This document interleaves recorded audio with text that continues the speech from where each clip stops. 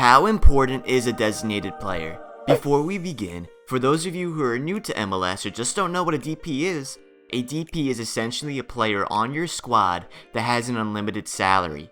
The DP rule allows franchises to sign up to 3 players that would be considered outside their salary cap of $4.9 million, which if you ask me is extremely low. For reference, Chicharito is making $7.2 million a year, almost double the amount of the salary cap. But I digress. Historically, the better teams in MLS have had all 3 DP spots filled, but is this still the case today?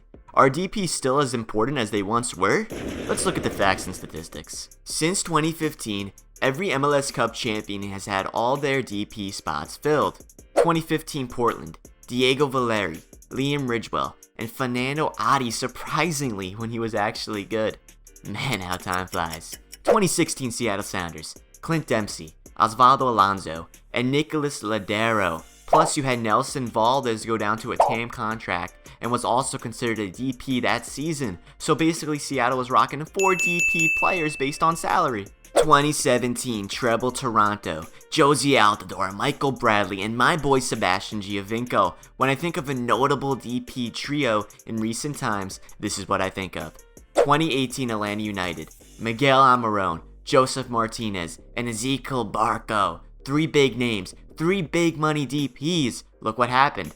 They won in emphatic style. 2019 Seattle again, with again 3 DPs. Ladero, Rui Diaz, and Victor Rodriguez. There's the trend. If you want to be a top level team in MLS, you gotta buy some high quality DPs and fill up all 3 spots. Still don't believe me? Let's look at the MLS standings last year. As you can see, I listed each team's number of DPs and the salary that the DPs were making.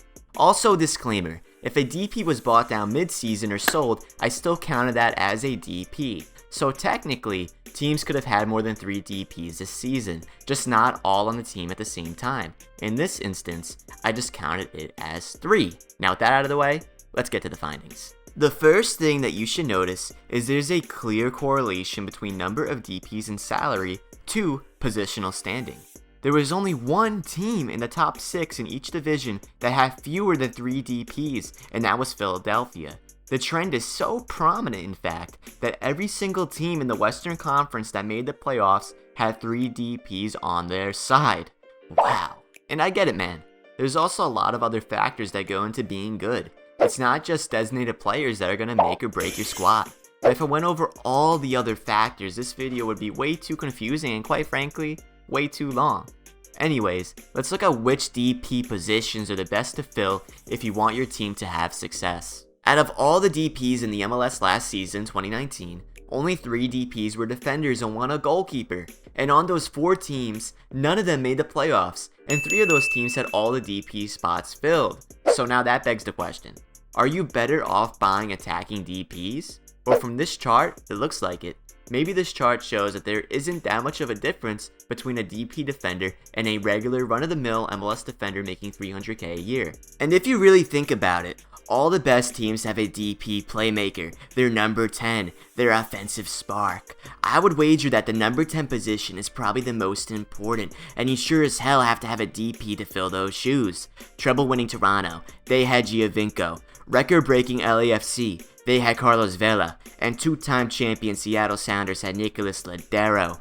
DPs are extremely important for a team to thrive. There is no excuse for a team to not fill all 3 spots, and if a team doesn't, you better kiss your season goodbye before it even begins.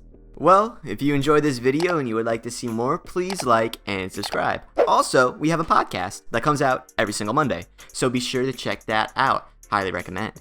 Well, that's all for today. We'll see you next time.